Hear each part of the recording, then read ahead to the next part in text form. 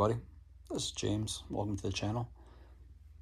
I wanted to go over something real quick. If you have one of these, a hot water boiler, you might want to stay tuned for a little bit. Now that fall is upon us, in the Northeast at least, I'm going to go over something that you should probably do every 6 months, I would say, for a hot water boiler like this. It's a real simple process. It's a boiler water flush. And very simple, very simple. But first we'll go over a couple things that you probably need to know beforehand. Number one, you definitely want to make sure that the electric is shut off to your boiler, like it is here. You want to make sure that thing's not going to kick on when the water is drained out. So just make sure that switch is off. Secondly, you want to locate the drain valve. Most likely you're going to see one of two pipes coming out of your unit. One's going to be a feed, the other one's going to be the return. And what you want to do is the bottom one, the lowest location on the furnace, is going to have a drain, should have a drain spigot on it. And you should be able to hook up a hose and run that to either a sump pump pit in your basement, outside into the garage, into the, outside into the street, or into a bucket if you need to. Basically, the third thing what you're going to have to do is try and find the water feed. So as you can see here, if you come back, this blue pipe here is the new water line that was run. And what you can do is you can follow that over, and eventually you'll see it connect to a ball valve or a gate valve like this one is connected. And that'll be connected to a series of items. This will be your backflow preventer. That will be your fill valve.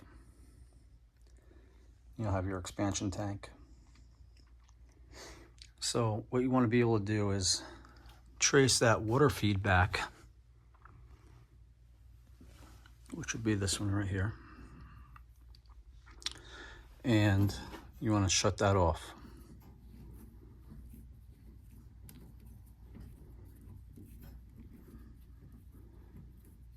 Now, what I'll say is, if you don't feel comfortable with any of this, definitely call a professional, because you can really get in trouble pretty quickly. This is a very simple, basic setup. There are some very complicated setups. If you have, good mechanical knowledge, you should be able to handle this. But like I said, if you feel any bit uneasy about it, I would definitely call a professional. So that was the third item that you want to find. And the fourth thing, you'll most likely be using hot water radiators. So what you want to be able to do, or what you want to have, is one of these guys. It's a radiator key, and that allows you to bleed air out of the radiators. And what this is also going to do is allow you to open the radiator to break the vacuum, and allow all the water to basically evacuate the system. And then from there, once you have those four things, really, maybe you need a pipe wrench. Some of these valves might not have a handle on them, so what you can do is grab them with a wrench and open them and close them as needed. But they should have the handles on them. Now, let's get started. Okay. So what we have here is, you'll find this on almost every single one of these boilers. What you're going to have is a pressure gauge. Okay, and hopefully you can see that. So the top side is the temperature, right? Up to 250 Fahrenheit, which you hope it really doesn't get to. And the bottom is the water pressure.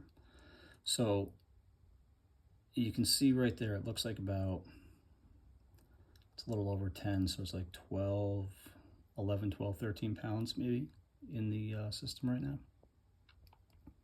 which is actually good, because if you come over here, we have this pressure reducing valve, right? Now this little arm here allows you to add water as needed if you want to, but what it does is it has a bunch of settings on it, right? And you can see there that it's set at 12 pounds. Max temperature is 225 Fahrenheit, and max pressure is 125 pounds of water pressure, but it's set at 12. So you notice that being set at 12, and this gauge down here being right around 12 makes sense, right? So what that's going to do is when we turn the water valve back on, it's going to start filling the system up until we reach about 12 pounds of water pressure, and it'll hold that constantly. You know, it'll, if there's any drop in pressure, the valve will open and it'll fill up to that 12 pounds, which is great.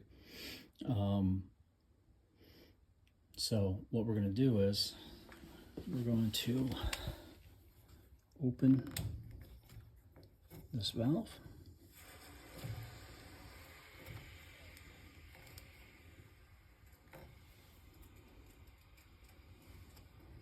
You don't want to crank it open, especially on gate valves. You just kind of want to open it until you hear the water start flowing and let it be. Sometimes they have a tendency, there's a spring in here, and depending how gunked up it might be, the gate might not open or close all the way. So you want to just keep it kind of loose and in the middle and allow it to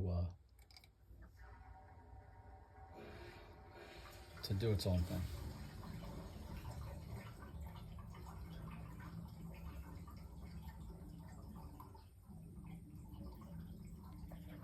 I don't know if you can hear that, but there's a lot of gurgling going on, which is all the pipes going up to the house, draining out.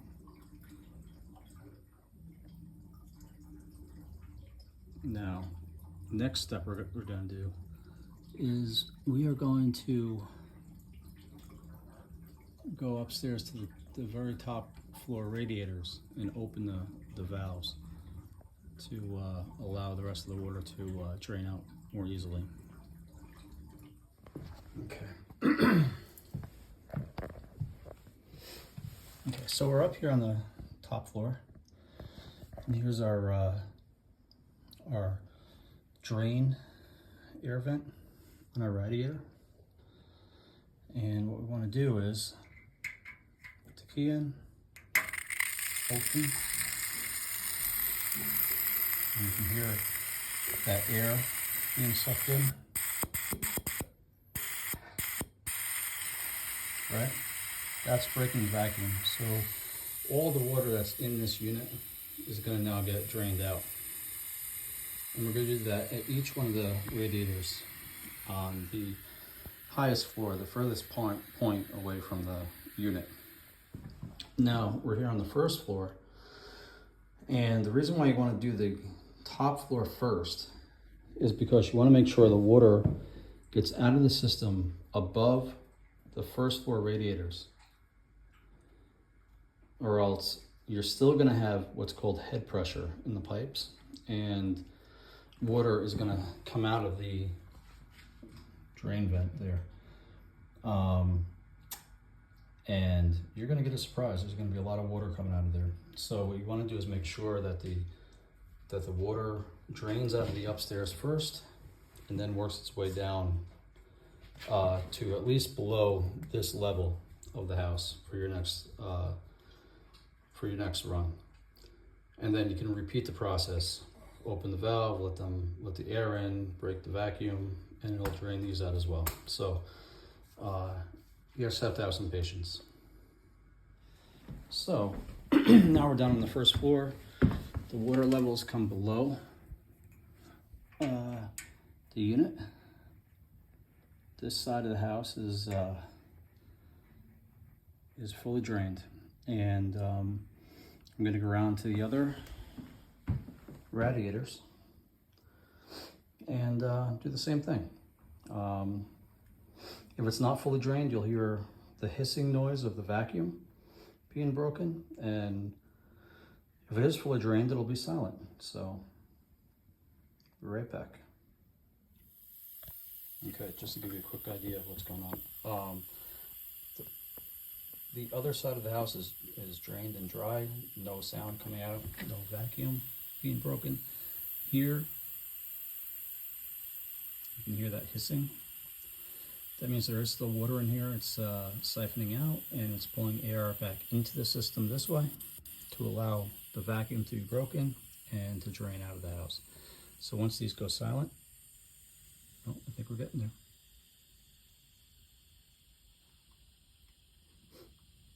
It gets more and more quiet.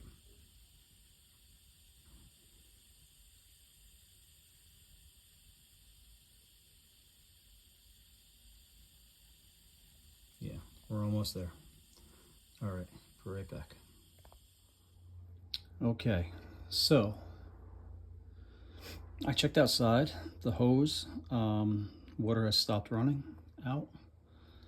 So we're completely drained, and the next, basically what happens next is the process just in reverse, right? So we're going to close the drain valve, right? And then we'll open the water valve and refill the system. Now, very, very important, before you open any water valve to this system now, you need to go back and make sure you closed all the radiators, all the drain valves on the radiators. Make sure they're all closed. Check them and check them again, because you can't be everywhere at once and enough water will come out to do damage. So just double check every single radiator, every room, and make sure they're closed. Okay, so let's go.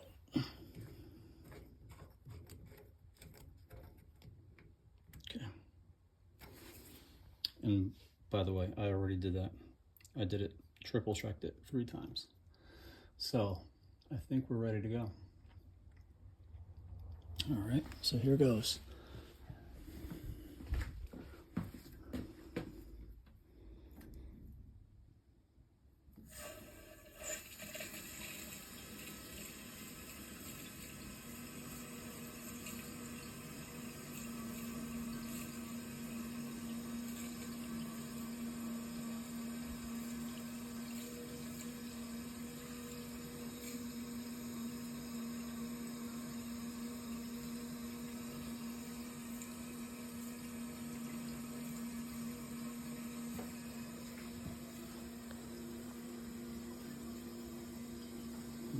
So far so good. Sounds like it's filling up.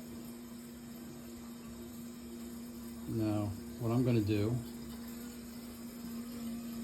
is go back upstairs and go to every room and make sure those valves are closed for sure, and we have no leaks going on, and we'll be right back. Okay, so I'm in the first room. Everything looks okay. First radiator that I got to. What I want to do is I want to open the valve. You hear that air. So that's now the water pushing the air out of the valve. And what we want to do is wait until that starts to just spit a little water out. Probably be a good idea to have a cup or something as well. But yeah, for now, it's a good idea. This is called bleeding the system of air, right? So now all the air pockets and within the radiator are going to be eliminated, and you'll get the most efficient heating this way, making sure there's no air in the system.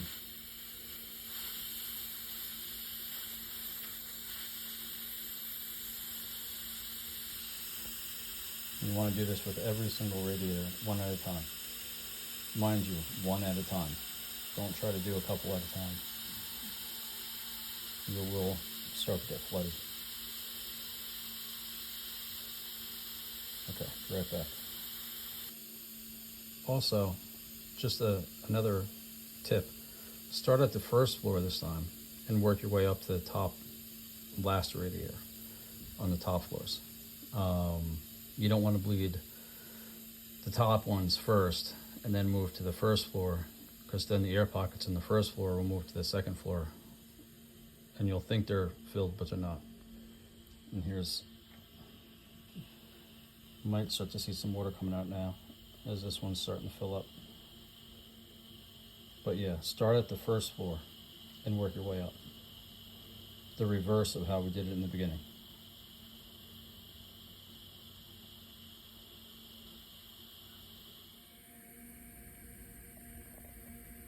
Tell you what, you gotta love the hydrangeas this time of year. They're absolutely beautiful.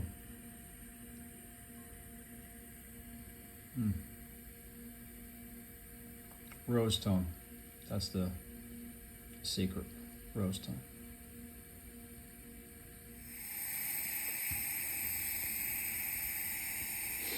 So now we've let the system fill quite a bit.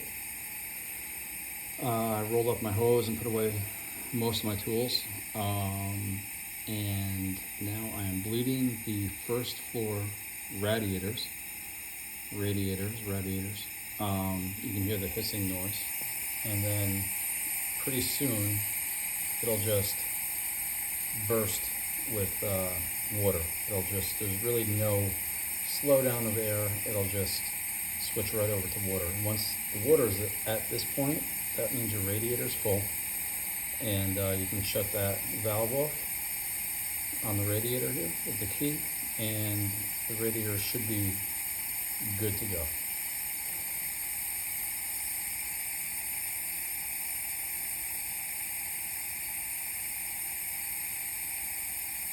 Now, depending on how big your system is, there might be a lot of air in here, and our system is not very big. We're only a 2,000 square foot house, one zone, but the pipe work that they use is about 2.5 inches, 2.5 inch black pipe for feed pipe, which means there's a lot of volume in there, and it takes a lot of time for that to fill up. So, but soon enough you'll see water start pouring out, and yeah, let me see what that looks like.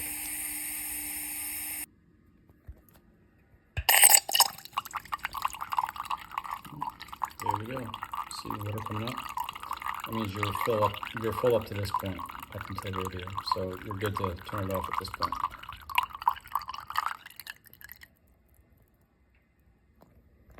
And mind you, you don't have to crank down a lot on these valves, because they really do shut the water off quick. So you don't have to crank down on them to stop it. Okay, everybody. So at this point, all the radiators are bled. There's water coming out of each of the bleeder valves, so that's good. Now for one extra little tip that could help out, what you want to do is turn the power back on to the unit. All right, and what you can do now is actually run a cycle, a heating cycle in the unit. Let it heat up, allow the circulating pump to kick on so that it's moving the water through the system, And what that'll do is that'll move any of the air pockets, if there are any in the system, around. And you can rebleed the radiators, and then you should be good to go.